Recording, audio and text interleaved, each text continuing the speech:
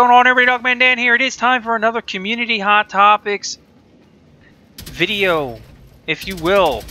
Again, I'm going to talk about these latest hot topics, and make sure you comment questions below. I'll make sure that DE knows about it, but get yourselves over to the forum post. There'll be a link in the description that'll allow you to go ahead and vote on these, and of course voice your own opinions. We are going to start out with the biggest hot topic, of course, is greedy poll changes. And this is what we're expecting right now. It's undergoing review, but we are expecting to have greedy poll will only pull items for the ability caster, similar to Carrier's vacuum, but it only applies to the owner in this case. Okay, and then greedy pull will still pull items as it does now. Currently, no line of sight checks will be included. However, they will be reviewing for line of sight capabilities, and that potentially could change down the road as well. So what we're seeing right now is greedy pull is going to be changed to something similar to Carrier, and then it's only going to be for you, the caster, if you will. So it's going to help you out, but it's not going to help out the rest of your teammates anymore in terms of doing some of the farming in meta as you will, as it's depending upon how you look at it, as the system is being abused in terms of gameplay. Just saying, that's just depending how you look at it, right? Everybody's got their own perspective in how they play the game, and that's fine. So that's question number one. Yes, no, other, voice your opinions. No opinion on the topic at all. Number two, how do you feel about the upcoming Frost changes? And I made a video a couple days ago talking about the Frost changes, and they were pretty interesting from all the stuff that's going on. We know Ice Wave extending out from a cone in front of Frost. Enemies frozen midair will now fall and potentially smash on the ground. Kind of cool. Enemies that survive avalanche will now have their armor broken, making them vulnerable for future attacks, which is awesome. I think that's a big change to avalanche. Snow Globe will repel enemies that step inside.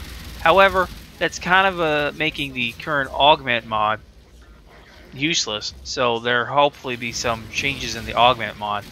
Freeze can hit the floor and create pockets of cold, slowing enemy movement, and Frost passive will give enemies a chance of being frozen when melee attacking Frost, which is kind of cool actually. So like I said before in the past video, if let's say you've got a Loki out and you disarm, now you've got all melee attackers, and if they come after Frost, they have a chance to be frozen. So you can't really go wrong with that if you're thinking tactic wise and you have the correct frames together in a group.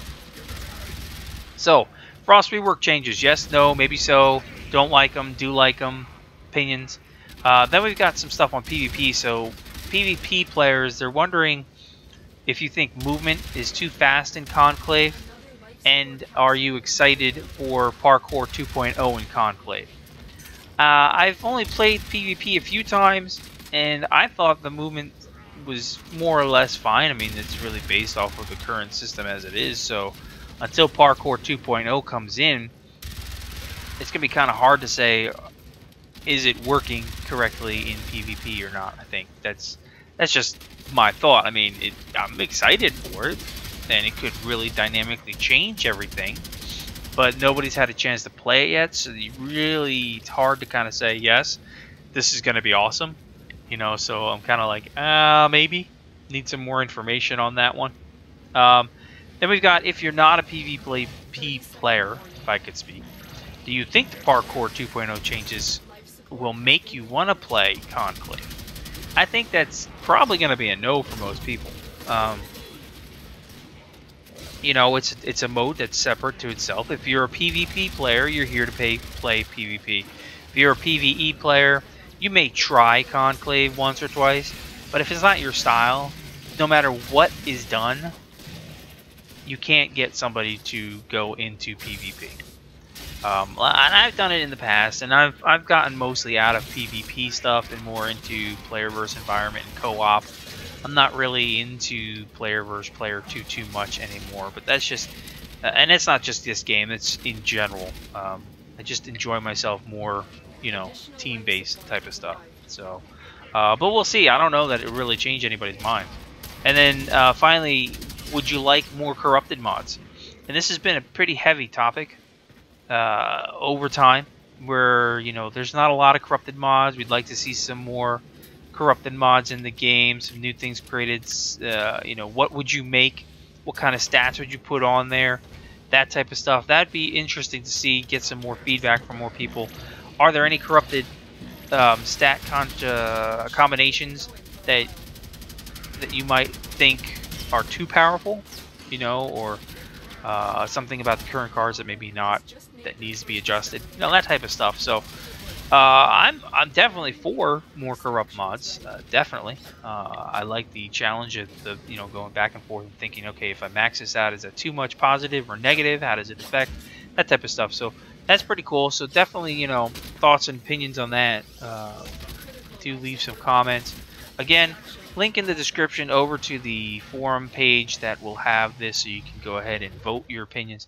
Feel free to leave comments below. Anything that's down there, I'll go ahead and share it with you personally, as I always do, just in case. Otherwise, I'll catch you guys next episode. Thanks for listening, watching, and we'll see you soon.